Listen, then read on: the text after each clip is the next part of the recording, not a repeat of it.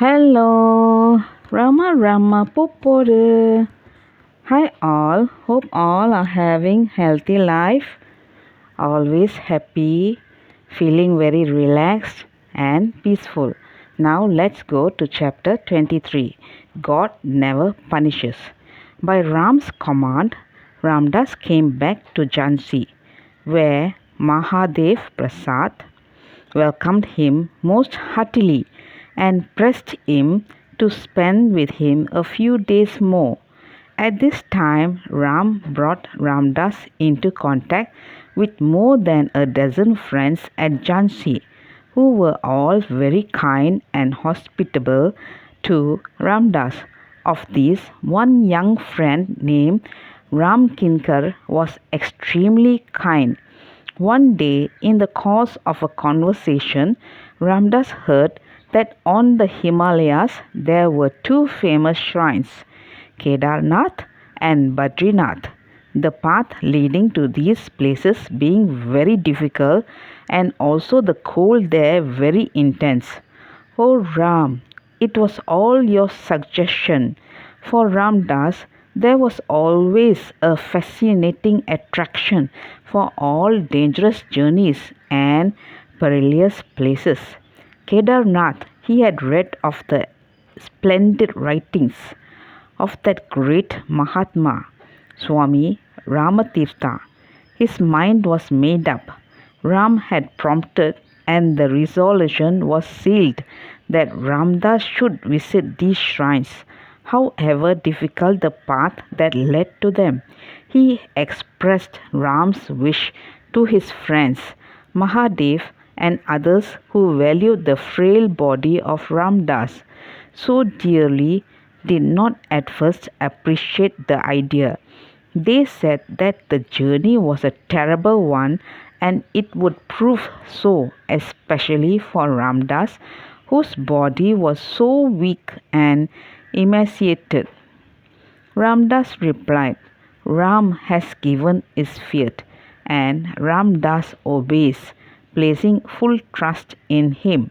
The burden is on Ram to see that Ramdas is taken care of. Even if his body drops off at the will of Ram, Ramdas would not grumble. He will then be Ram's entirely. Go Ramdas must.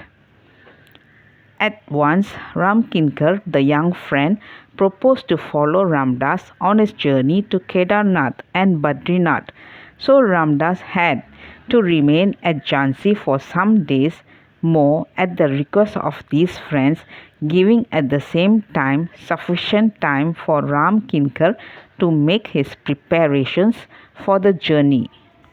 Some other incidents in connection with Ramdas' stay at Jhansi have to be narrated here before Ramdas proceeded on his Himalayan pilgrimage. After this resolution was made, Ramdas was taken over by Ram Kinkar, who kept him in a Ram Mandir near his own house and carefully looked after Ramdas' personal wants. In this mandir there was a pujari known as Pundanji. Oh Pundanji, how very kind he was too. During midday, Ramdas would saunter out in the hot sun and walk in the streets of Jhansi for 2 or 3 hours every day. The heat of the sun at midday in that season was very severe, but Ramdas would not mind it. Observing this one day, Pundanji, who was treating Ramdas as a child, warned him thus, Look here, Maharaj, you are every day going out at midday and wandering about in the hot sun. Your head, which is clean shaved, is always uncovered. If you are obstinate, I shall have to lock you up in the temple before I go out. With this threat, an indication of his great love for Ramdas, he would press Ramdas to sleep in the afternoon and he would not leave the mandir for his midday meals unless he saw Ramdas asleep. Oh Ram, how kind you are! One day, during his midday walks, Ramdas got thirsty and he discovered on the way a well at which a number of mothers were drawing water. He went up to the place and requested one of them to give him some water to quench his thirst. In reply, the mother, who was asked for water, said, Maharaj, I am a Mohammedan by religion, and you being a Hindu monk, it is not proper you should accept water at my hands. O mother, replied Ramdas. Ramdas knows no caste distinctions. He finds in you that universal mother Sita, as he finds in all women. Therefore, hesitate not to provide thy son with some water. The mother was strangely surprised at this reply, washed well the water pot, and drawing the water afresh, poured out in the hollow of Ramdas' hands, through which he drank as much water as he wanted. Then he proceeded on his walk. For about 10 days, Ramdas was staying in the Ram Mandir, and during evenings, a number of friends of the city would come there and put Ramdas various questions about Ram, and Ramdas would try to satisfy them by such replies as were prompted to him by Ram himself. On one occasion, a certain friend came up specially to have a discussion with Ramdas on a religious point. His first question was, Who are you? I am Ramdas, was the simple reply of Ramdas. No, you speak a lie there, retorted the friend. You are Ram himself. When you declare you are Ramdas, you do not know what you say. God is everywhere and in everything. He is in you, and so you are He. Confess it right away. True, dear friend, God is everywhere, replied Ramdas. But at the same time, it must be noted that God is one. And when He is in you and everywhere around you, may I humbly ask you to whom you are putting this question? After reflecting for a time, the friend was driven to say, Well, I have put the question to myself.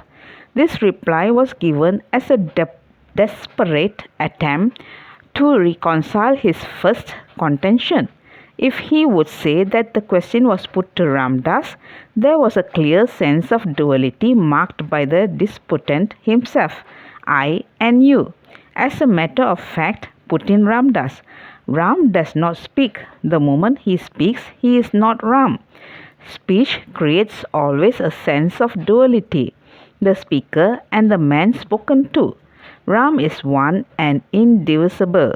It is sheer ignorance for a man whose ego is a great obstruction for his complete realization of the oneness of God to say that he is God.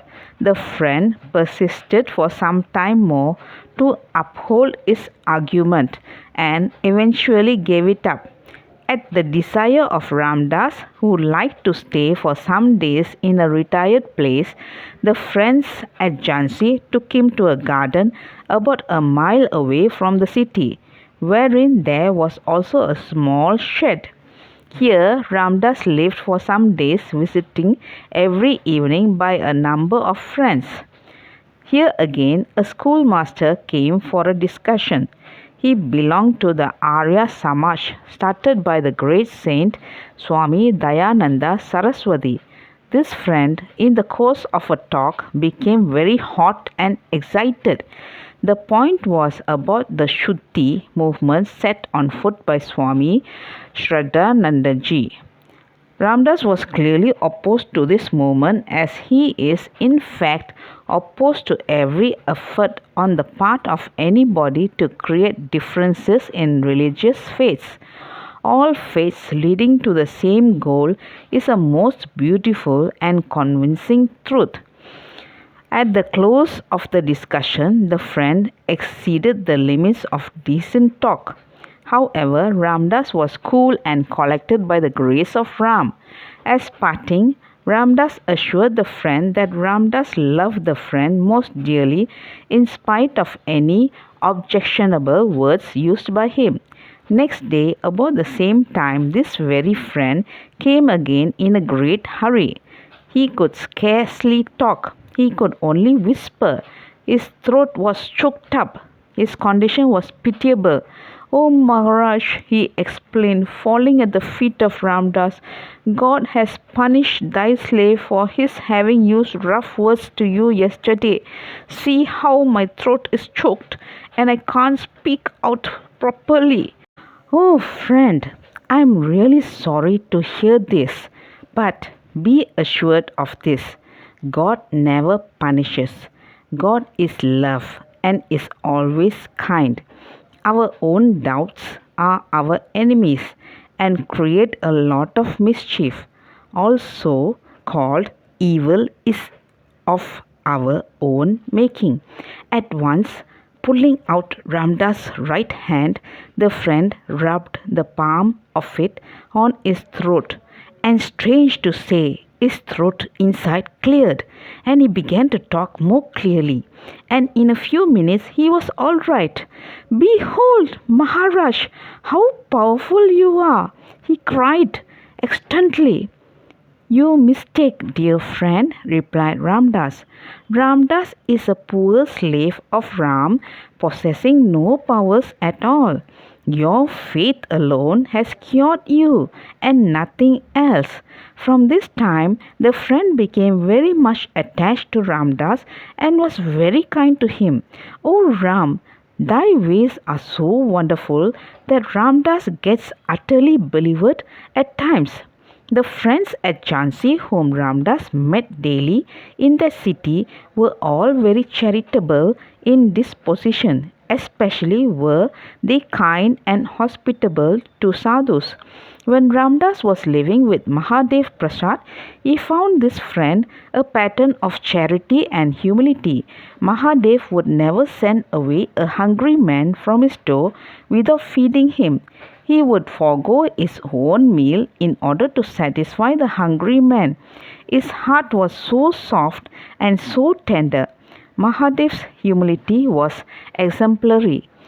Ram certainly gave Ramdas the society of this friend so that Ramdas might know what true charity and humility meant in actual practice.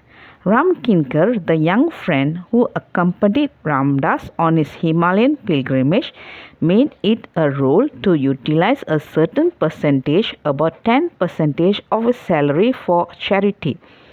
This is really a beautiful hint for all.